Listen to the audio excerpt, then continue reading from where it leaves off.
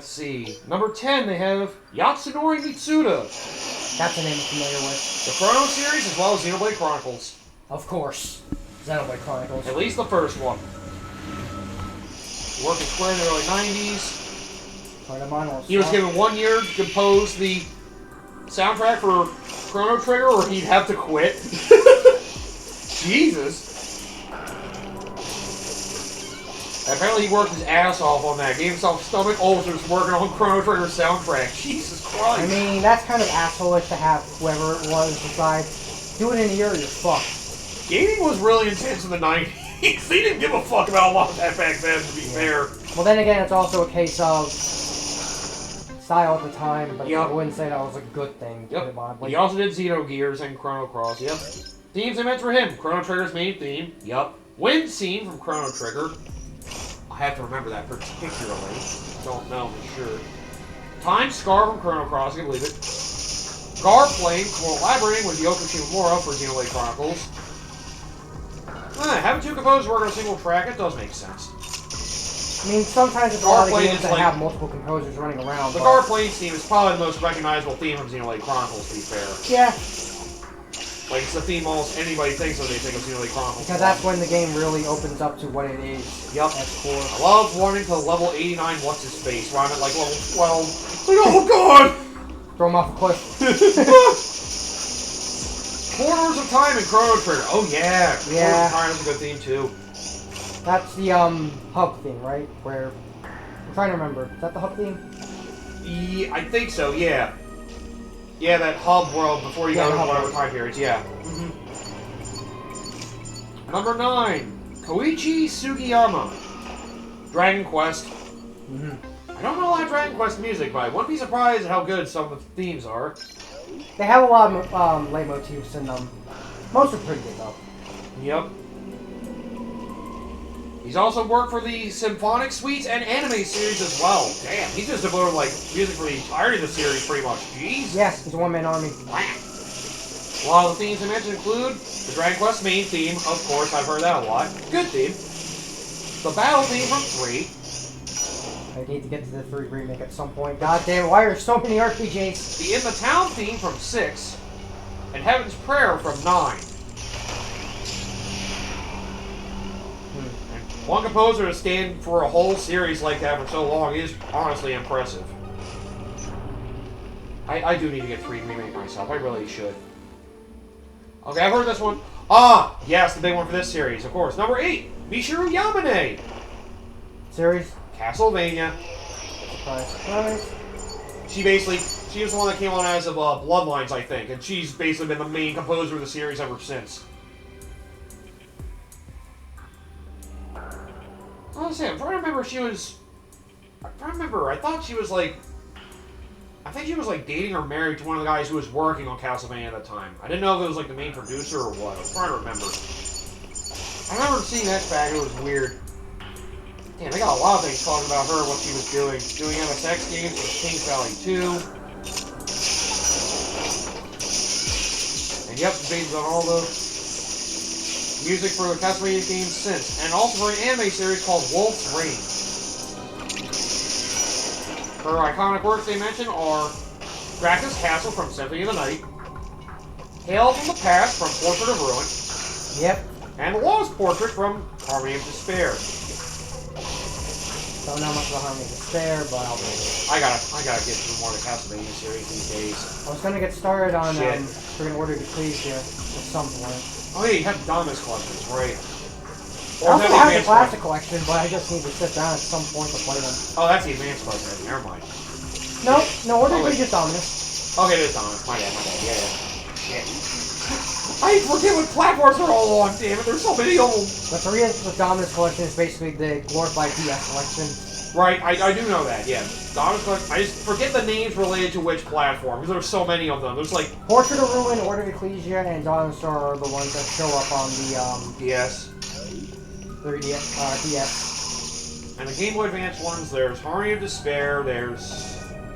Aria of Sorrow. Aria of Sorrow, and whatever the first one was. I forget the first one. It'll come back to me in a bit, maybe. Oh shit, we haven't hit that elevator, have we? No, we have not. I hope we did this for you. Oh, I was about to say a shortcut for nothing. Well, never mind. She's also a big fan, her major influence being Dream Theater. Oh, yeah, I probably really like her music, Jesus. Don't know what Dream Theater is. They're a big progressive metal group. They do some crazy music. I'm trying to think if there was a song you might have heard from them, but I can't really think of anything that's been mainstream from them. No, really can't. They're like not mainstream at all, but prog rock, prog metal fans talk about them all the time. They are one of my favorite bands, to be fair. I know Coda knows the band because of, I think the song "Pull Me Under" was in Guitar Hero 4. He cited it as the weird song in that game. It's like, yep, that's probably their biggest hit. I mean, I can recommend that song if you want to understand them. That is arguably their biggest hit. It's a good song. What's the name of the band? Dream Theater. The song would be "Pull Me Under." That's like their biggest hit, to my I'll start knowledge. from the top and just see if maybe I'll click with it. I mean, yeah. It's prog rock, so it takes a while to get going, but, you know, it changes themes a lot. It's how it works. Yeah. Number 7, they have Austin Wintory, an American game composer who worked on Journey, Monaco, Was Yours Is Mine, and Abzu. And Flow. Okay, so he's done a lot of... Alright, well, he helped a lot of those games. Alright, I can believe it. Journey's main theme he has, Monaco's main theme he has from that, Delphinus from Abzu, Bone Pit Exile from Tooth and Tail. He also worked on the Banner Saga series. I've heard those are good. And Assassin's Creed Syndicate. Well, I've heard that. There's Assassin's Creed games have good music, at least. One of the things Ubisoft might have right, music. Then again, that's not really exactly their control. Not like they can make it bad. Probably. This is Ubisoft we're talking about. They'll find a way to fuck it up. They make the music really bad. We're gonna have all our music done by AI. Oh, god damn it! You would. Let's see. Number 6, they have... Yep, another big one. Junichi Masuda. Yep. You should know that from Pokemon. That's where his big no-no works. That's like almost all of it. The ones that have the battle theme from Red and Blue, iconic. Route 29 from Gold and Silver. I don't remember the exact route, so I'd have to actually see that. Route 29. That one of the ones with the Elite 4 maybe? Nah. Gym Leader theme from Ruby and Sapphire. I would have gone the Elite 4 theme myself, alright. Yeah, the Elite 4 theme was definitely good. Pallet Town theme from Red and Blue, fair enough. I think he stopped composing as of Gen 5 or 6. Yeah, I was say, like, who did they get for Gen 5? Because I'm curious about that. They might have gotten somebody else for that. I think Gen 5 is when Masuda stepped back. I think the last one he did was Diamond and Pearl for the music. And I'll admit, other than a few themes, I wasn't that impressed with Diamond and Pearl's music. Cynthia theme, obviously. Team Leader theme is fine. The Team Plasma. I like the Cyrus theme. I honestly like the regular Team Plasma admin theme more. I don't remember the admin theme. It's just more. It's like a more intense version of the Team Plasma theme. It's more. I don't really care much for the Plasma theme. Cyrus theme is fine though. I do like that one too. The student stars a composer Pokemon franchise, but his many skills let him produce, direct many of the games. He's one of the ones responsible for approving and rejecting designs for all new Pokemon. Wow. That's right, he is like one of the heads of the series now. It's crazy. Going from a composer to basically being one of the friggin' project leads. That's gotta be a weird transition period. Yeah. Yeah, maybe to be in a series for that long like that. We got all the upgrades here or not yet? It should. Okay. Just want to make sure before we start warming around. Let's see, number 5 they have Kazumi Totaka. Ah, yes. One's of Totaka's fame. He worked on Animal Crossing, Legend of Zelda, Metroid, Wii Sports, Mario Land 2, Link to the Past. I know he did Luigi's Mansion. He has that one theme he hides somewhere in every single game he's done. He's still got a bit of time left yet. The themes they mention in particular are main theme for Mario Land 2. The main title from Wave Race 64. Man, it was pretty good if I remember. Main theme of Luigi's Mansion. Main theme of the Wii... He did the Wii Shop channel theme? Damn. It's weird how that's iconic. The KK slider themes from Animal Crossing. The one I mentioned is KK Bossa. Battle of the Windfish from Zelda Link's Awakening. Huh, neat. And the title theme from Wii Sports. Jesus, he really did themes for a lot of the iconic Nintendo games. Good lord.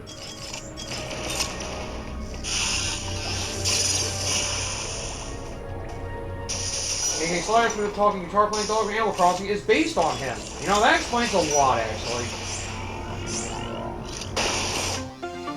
Number 4.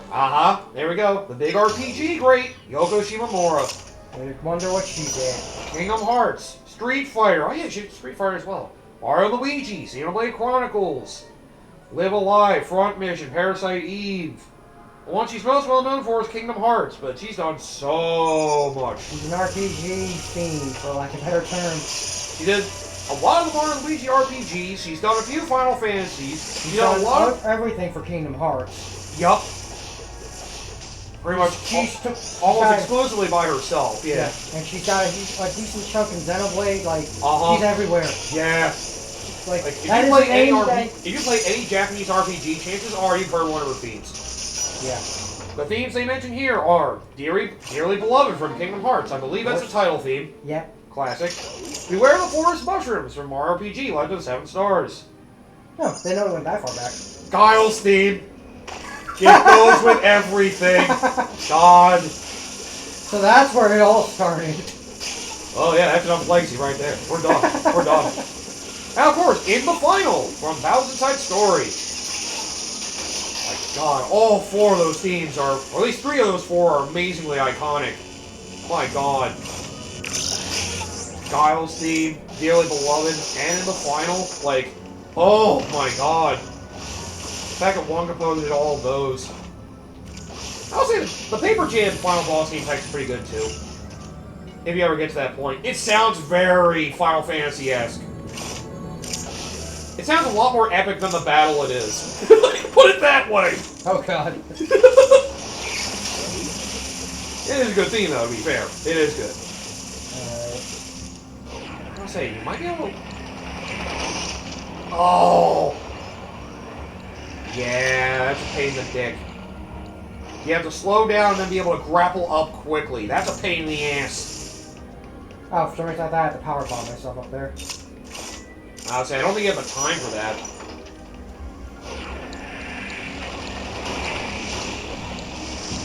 At least I thought maybe you'd have to grapple yourself up there. You can do the power bomb, I don't know. Ah, there's a ledge to grab. That explains everything. Kind of hard to see on a small screen. Hey, that was like, wait, is that a ledge? Damn it. Number 3, Masato Nakamura. Ah, classic Sonic. All the classic Sonic stuff? At least Sonic the Hedgehog's 1 and 2. I imagine he probably did 3, or at least, you know, readapted some other stuff. But they mentioned Sonic 1 and 2 in particular. Is the end of the reputation for Sonic having Good music. great music? Yep. The ones I mentioned are Green Hill Zone, of course, Sonic 1. Chemical Plant Zone from 2. Yup. Starlight Zone from 1. Yup. Oh, this person kind of put it high. He said it was one of the things that got him into frickin' doing video game music. Yeah, fair enough. Who? The guy who did this list. The guy who's number 31 on this blog list. Oh, okay. So one of the things that got him into it. I mean, it's a good freaking soundtrack, so, you know. I mean, all the classic Sonic games are great soundtracks. Classic Sonic, in general, has a pretty decent soundtrack record. Even Sonic 3 Classic good music. Yeah. Like, I mean, it was so good that one of the tracks got remixed for Sonic Adventure. All the Sonic music was good, pretty much. Up to Forces. I mean, I would say up to, well... And Frontiers it got good again. You're talking about soundtrack, right? Yes, yes. I was gonna say Sonic Sonic 4. soundtrack, not the game's quality this time. Sonic I was gonna say Sonic... 06, I was like, oh wait, that game 06 actually had great music. I was gonna say Unleashed, like, that game had great music too. Some of it. Yeah. I was gonna say Colors, it's like, well, not quite as good, still good music. It's still good. Like, shit. Yeah, that's the thing about Sonic. It's like, There's a lot of problems with games, but you can't say... The music's the only thing that's good! You know, so you just have like a freaking mixtape. They do have orchestral things, like you said. I mean, yeah. I feel like the top 2 should be obvious. Maybe. Okay, number 2 would be more obvious for you, I think. Nobuo Uematsu. Yep. Final Fantasy. Yep. Composed on everything up to Final Fantasy IX. Oh, wow, so all the classic ones. Jesus. Yep. Oh, their new one's not bad either. God damn. Like, Final Fantasy also has very consistently good music. Oh, that's why, I forgot, that's why people really like Final Fantasy Theater Rhythm, because of all the fucking great music from the games. Yeah. That's right. That's why some people say it's one of their favorite music games. Just get to hear those. They mentioned main theme from Final Fantasy 1. One Winged Angel from 7. Aerith's theme from 7. Huh, I don't actually know that one. And to Zen Archon from 10. I haven't played 10, so that one kind of eludes me, but... And he also did the opening theme for Smash Bros. Brawl. Ooh, nice. Huh. I didn't realize that was him in particular, but... Huh, go figure. That explains why it was so epic. Some people, that's still the best of the Smash Bros. Themes. Can you break that one? Yeah, thank you. Now I can actually easily get in there.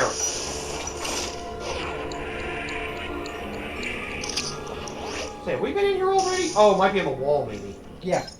Yeah, I was gonna say, that makes sense. God damn it! One time I don't do a bomb. Good, it's a super missile. Thank you. My God, these super missiles are everywhere! So, like, you think you're gonna be fighting something that need all these things? Seems a little ridiculous, wouldn't you say? That's right. Oh, yeah. Uematsu started taking piano lessons at 11, developing his own compositions. But he started doing video game stuff in high school. While working in a music rental shop, a man propositioned him to score some video games. He was employed by a little-known game company called Square. He got picked up in a freaking music rental shop. Well, dude knew what he was looking for. Yep, from humble beginnings, you know what they say. Yup. Good, it's for a power bomb, thank God. They got shit everywhere here. And number 1 should be obvious. Pretty much the man who's created the most iconic themes in video games. Koji Kondo. Yep. Think of any freaking classic theme. The Mario theme, the Zelda theme, plenty of others. A lot of other classic themes, like, by game in those series, like, he's done most of that. Like, not having it as number 1 would be insane. Super Mario. It's like, like, when it comes to Nintendo music, there's one man who always... The reason why it's consistent quality is because it's one man making all of it. Yep. Super Mario series, like Zelda series, Star Fox, F-Zero. He did a lot of music stuff in college, apparently, and after seeing ad at his university, he took a job at Nintendo as a composer, sound designer, and programmer. The man's a multi-man.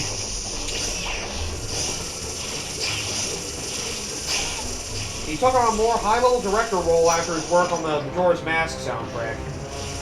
I can almost argue it's better than Ocarina of Time soundtrack, honestly. Yeah. He basically helped oversee a lot of the musical aesthetic for Nintendo as a whole. My God! He's like a musical manager. Jesus. The man's basically Leonardo da Vinci for the music. Of course, they say he'll also still do themes from time to time, such as the Steam Gardens theme from Mario Odyssey, arguably the best theme from that game. And the Mario Maker theme.